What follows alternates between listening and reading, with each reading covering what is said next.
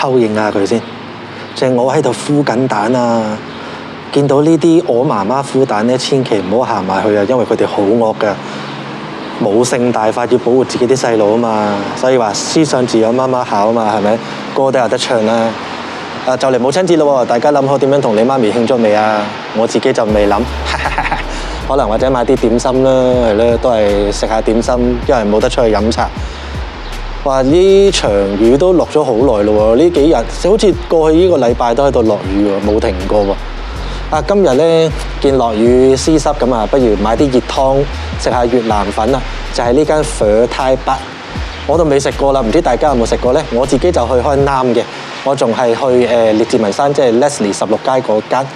我知道好多人都去南 Two， 即係新旺角中心嗰間。反而嗰間我未去過喎。咁佢隔離原來仲開咗三草亭，我見到黑色嗰個 Sensoting 嗰度，原來開咗三草亭，我都唔知呢個摩都好耐冇嚟啦。佢呢度咧其實就係 Young and Wellgood 啊。咁如果你見好遠好遠對面黑色頂嗰度咧，就係大統華啦。咁佢就喺 Wellgood 嘅另外一邊嘅。跟住嗰度間龍運酒家咧都做咗好多年啦。佢就係半，我都唔知佢係做雜碎啊，定係其實做真正嘅粵菜。我諗都係一半一半啦。不過佢真係做咗好多年。頭先我就打電話落去 order， 咁要等一陣先。打電話去嘅時候咧，我諗應該係老闆娘啦。哇，都中氣十足㗎，係咯，即係好真性情嗰隻啦，係咯，就係咁啦。睇下幾時有先。Hello， 翻到嚟啦，大家好，我係阿 B。今日咧啲食物就有少少QK 啦，咁所以我決定逐樣嚟啦，好似食西餐咁。首先嚟咗個頭盤先，越南大春卷一條，佢呢個係細嘅就係5蚊2條。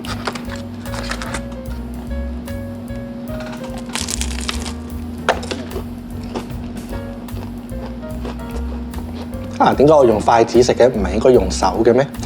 佢個入邊咧就係咁樣嘅，唔係好清楚。換個鏡頭俾你睇下。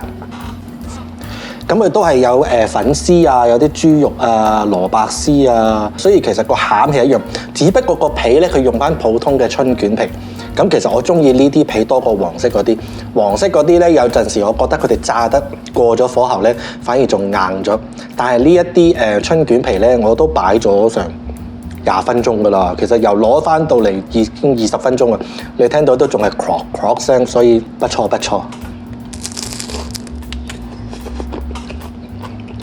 好啦，繼續下一樣，呢個咧就要等一等，因為咧嗰啲越南粉通常我翻到嚟咧，我都會再自己揾個煲一煲去煲翻滾佢，尤其是如果嗌咗生牛肉嘅話咧，我會過一個湯。煲滾個湯過一個，同埋啲芽菜啊嗰啲咧，我都習慣係焯一焯佢先至食嘅。唔知我自己習慣咯，不過大家各有各人習慣咯。我轉頭見，拜拜。我中意佢呢度嗰啲外賣 packing 啊，你睇下佢咧，肉還肉，葱花還葱花，粉還粉，全部分開晒。咁當然個湯梗係亦都分開啦，個湯喺度煲緊。咁最啱咧就係譬如話，如果你唔中意食呢啲葱花啊、洋葱啊，咁就唔使自己逐條揀出嚟啦，直接你唔落你個粉咁咪搞掂咯。今日第一個咧就係生牛肉牛丸粉，不過生牛肉咧通常頭先講過，我會翻嚟過一過湯，都係淥翻熟先至食噶啦。咁咧佢呢度佢話佢冇 small size 嘅，最細都係 medium， 所以我今日嗌2個都係 medium。medium 就係9蚊7毫半，即係而家都係正常係咁上下咁嘅價錢啦。通常大嘅就會過10蚊，加大就11、12、13蚊咁樣啦。咁以 medium 嚟計咧，呢一個 size 都唔算細，佢都俾咗好多塊牛肉，同埋牛丸都有成1、2、3、4、5、6、7，有成7粒，咁啊都算好多噶啦。平時我而家出邊食一般中 size 嘅湯牛丸粉，可能都係得4粒、3粒、4粒，係咯。牛肉啊，一個波仔咁。越南湯底我諗大家都知道，最主要嘅成分就係牛骨啦，咁再加埋好多唔同嘅香料啦、香草啦。每一個人呢，其實佢哋話每一個人都有佢自己嘅獨門秘方，所以先至令到自己嘅越南湯粉係同其他人唔同，先至可以別樹一格，即係特別出眾咁樣嘅。咁啊呢度個湯底呢，我就咁頭先滗落去嘅時候呢，就比我想象中好似混濁少少。唔知係咪因為我落咗啲牛肉落去過湯嘅問題啦。咁牛肉啲蛋白質釋放咗出嚟，所以搞到啲湯混濁咗。不過唔緊要，試咗個味先。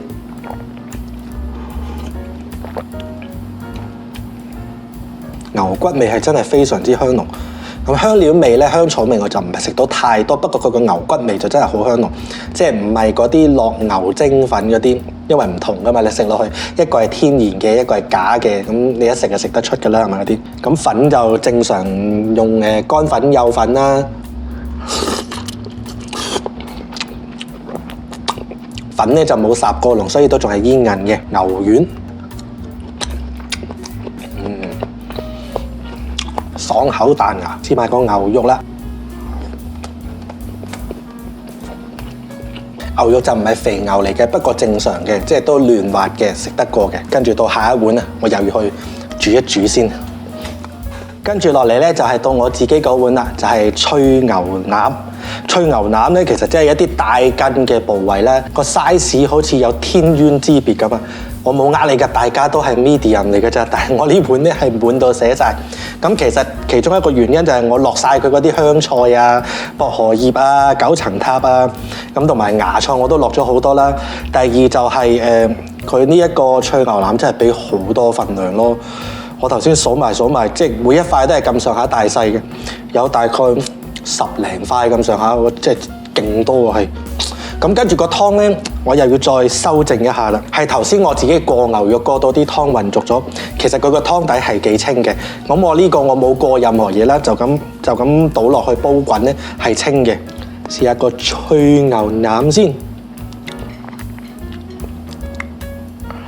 咁樣嘅。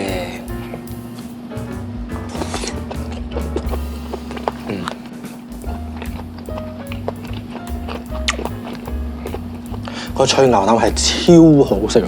呢個我係極力推介，即係如果你係中意食筋位啊嗰啲咧，哇係非常之真係脆嘅，咁同埋佢黐住嗰啲肉咧係勁有牛味㗎，所以係超級好食呢個，我會推介食呢個咯，脆牛腩17號，好似係17號定係21號咧？17號係17號爽脆牛腩粉。